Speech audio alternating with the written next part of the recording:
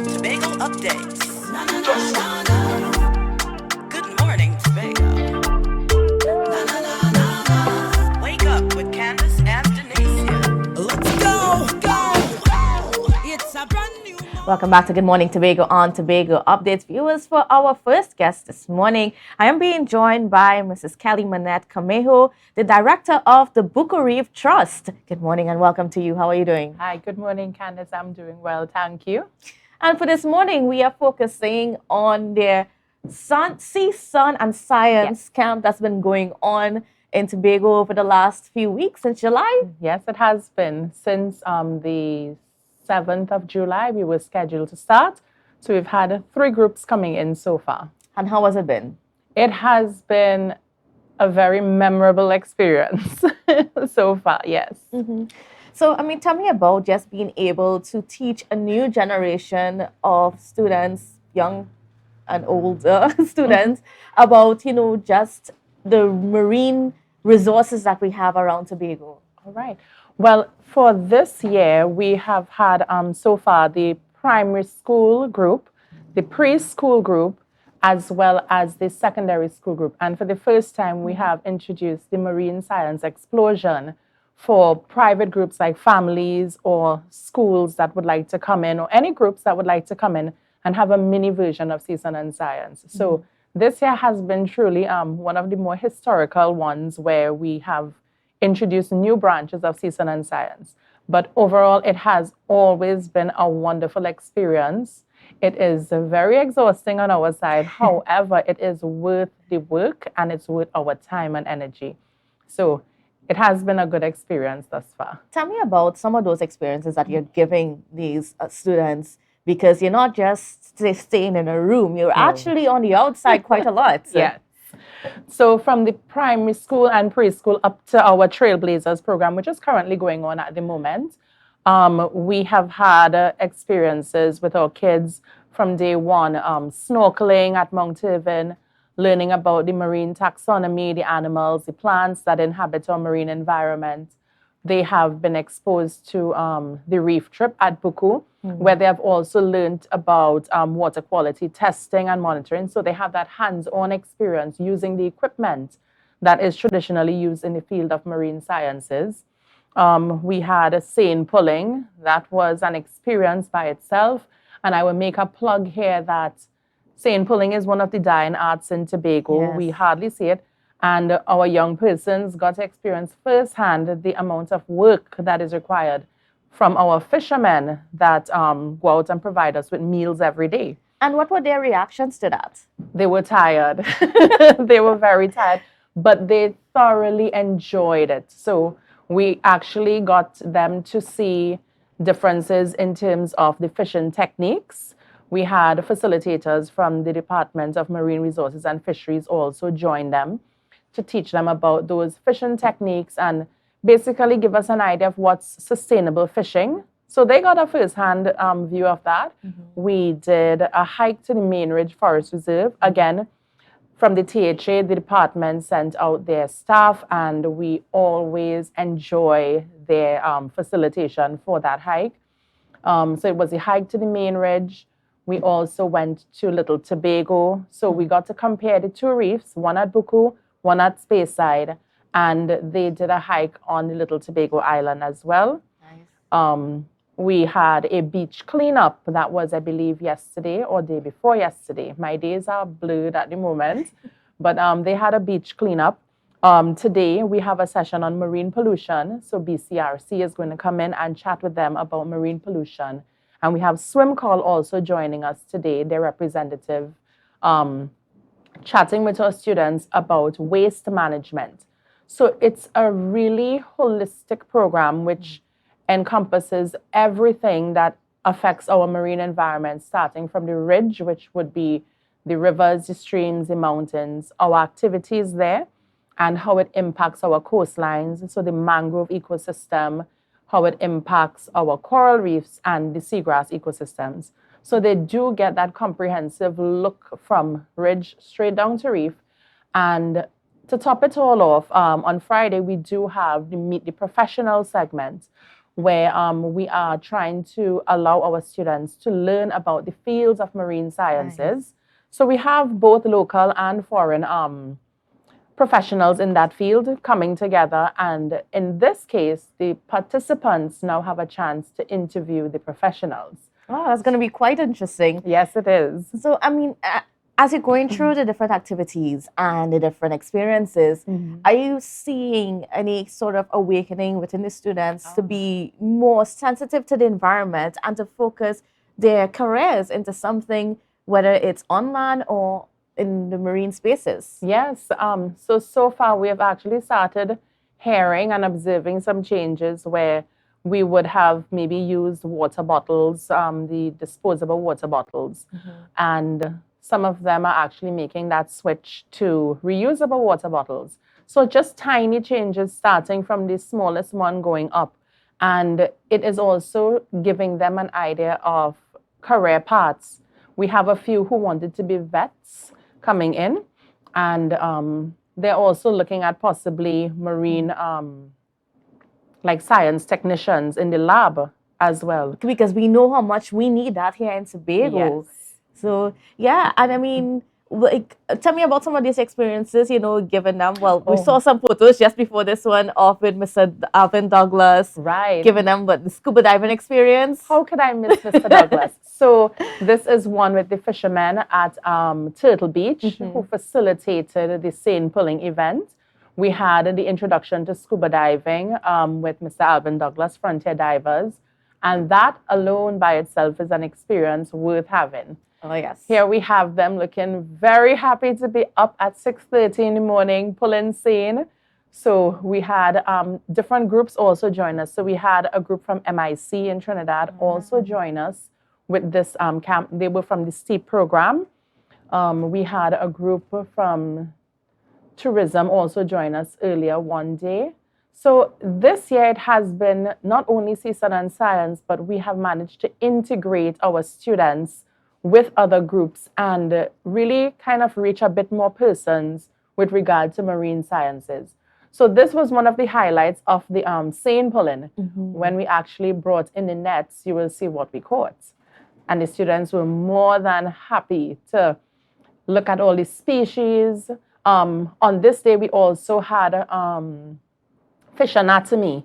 So we collected a variety of species from the nets and we kind of compared the different body parts and their adaptations to survive in different environments, right? So this is them here with some pretty catch. fish, yes. Looking very excited about it.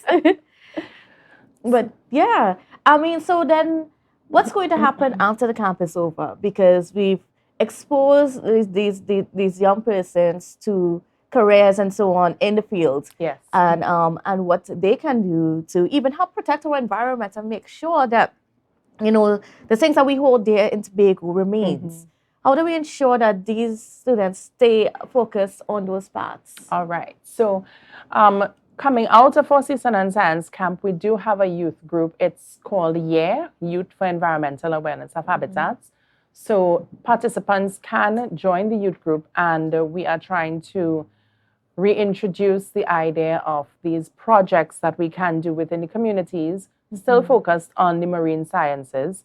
But in addition to the youth group, we also provide that networking capability for our participants, where if they have projects or even need guidance in terms of reaching out to mentors, we do provide that facility where we can link them with those professionals in the field, get further guidance, and give them what they need to steer them in the direction that they would like to go in terms of their careers.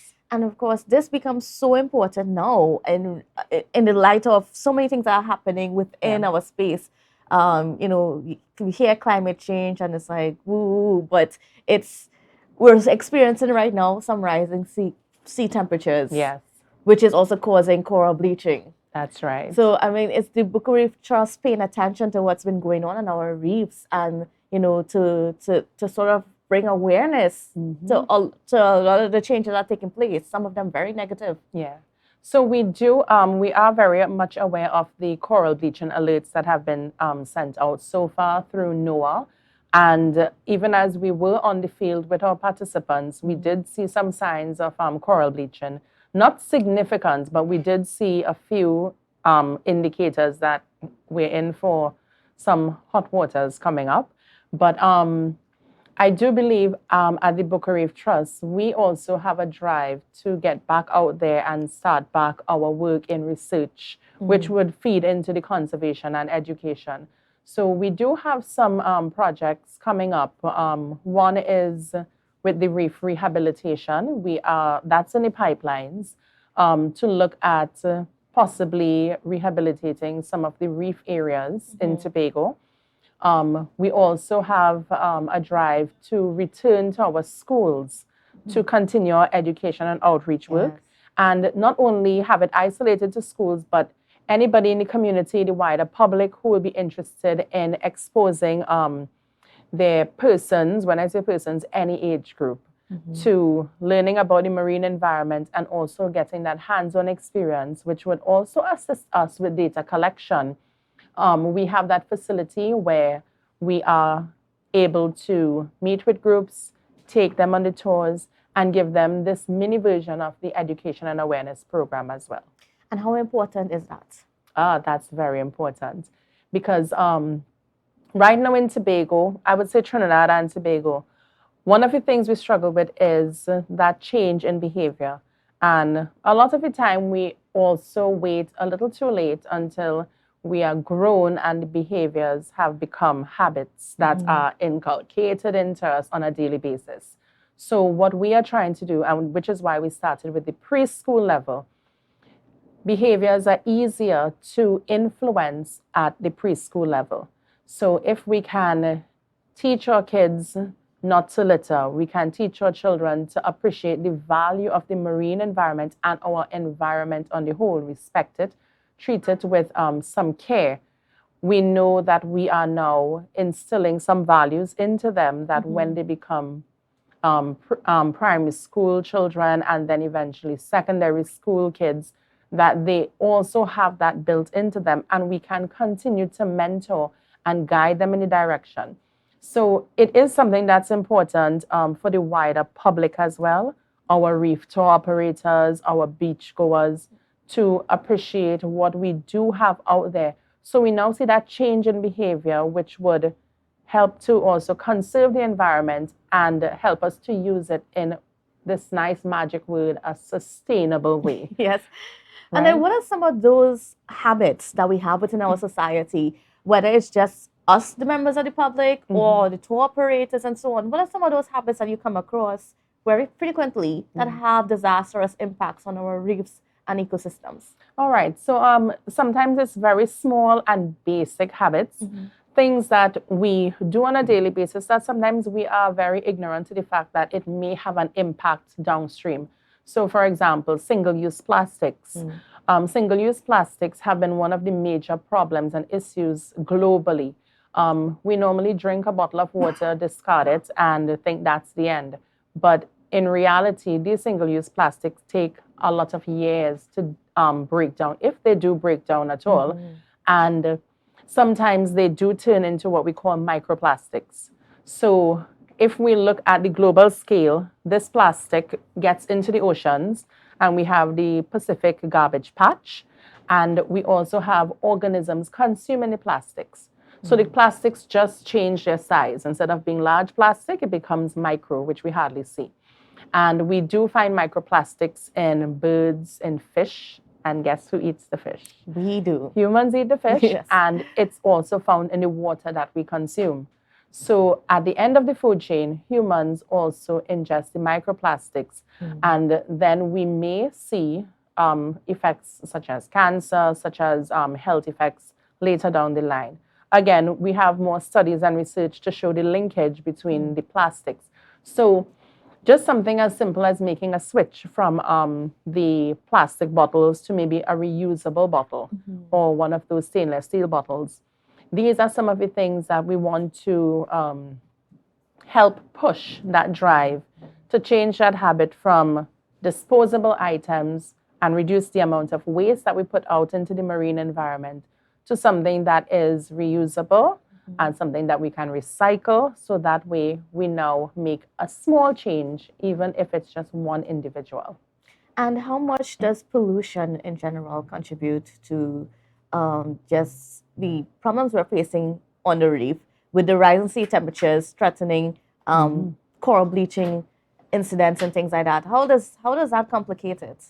Well, so the reef and our marine environment on the whole, it actually has a variety of factors that are affecting it. So, plastic pollution would be one.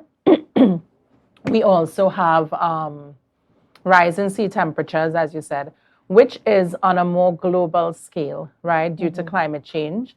And simple things like using the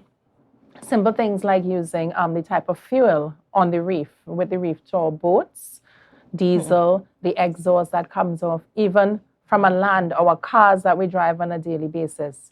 All of these eventually contribute to the larger scale issue of climate change and global warming, which we now have seen some of the impacts on the reef itself. All right. And, as we're getting ready to wrap this morning's conversation, what message would you like to leave with the public coming out of this and coming out of the camps themselves? Yeah. Well, first of all, I would like to sincerely thank our sponsors. That's Woodside Energy and the Division of Community Development, Youth Development and Sports, as well as one of our sponsors, Mr. Charlton Shackleton of Merci Beaucoup. They have played a tremendous role in recognizing the work that needs to be done and continue in Tobago. And I would say generally, the work that we do, it can be done by individuals. Individuals make up organizations. So if as individuals we make the first step, we can in turn see a better Tobago, a better country, and by extension, our contribution to the global scale. And before you go, how can people be in touch with the Boca Reef Trust to be part of the conservation efforts and the protection of our beautiful Tobago? All right, so you can contact us at 302-6690, or you can also email us at bocareeftrust@gmail.com. And we'll be very happy to assist. All right, thank you so much, Kelly, for being on with us and for sharing with us such insightful information. And of course, all the joys that came out of the camps that's been going on over the last few weeks. Thank you very much, Kandace, for having us. All right, viewers, so please don't go anywhere. We got a lot more coming up for you on GMT after the break. To a brand new dawning as the passion start to rise, the energy fill the skies. I say thanks.